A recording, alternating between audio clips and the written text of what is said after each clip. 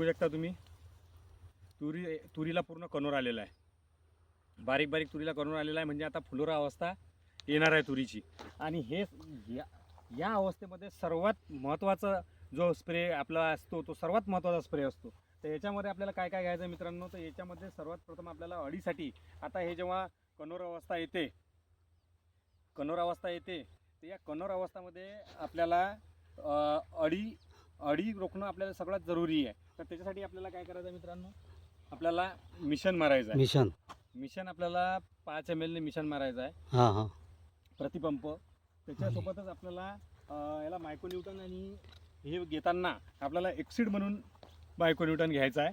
ते एक्सिडमध्ये याच्यामध्ये काय आहे की हे कंप्लीट अमिनो ॲसिड बेस्ड मायक्रोन्यूटन आहे. म्हणजे याच्यामध्ये कंप्लीट अमिनो ॲसिड आहेत प्लस मायक्रोन्यूटन मिक्सचर आहे. तर दोन्ही कंटेंट आपल्याला मिळून जातात. आणि याच्यासोबतच आपल्याला अजून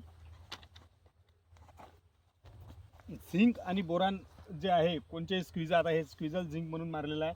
तर झिंक आणि बोरान आपल्याला मारायचं आहे याच्यासोबतच. आणि बुरशीनाशकमध्ये आपल्याला जर वाटत असेल तर आपलं हारू घेऊ शकतो किंवा टिल्ट घेऊ शकतो, आणि 5 ग्रॅमनं आपण नेटिव्हसुद्धा घेऊ शकतो. असे 3 ऑप्शन आपल्याला बुरशीनाशकमध्ये आहेत.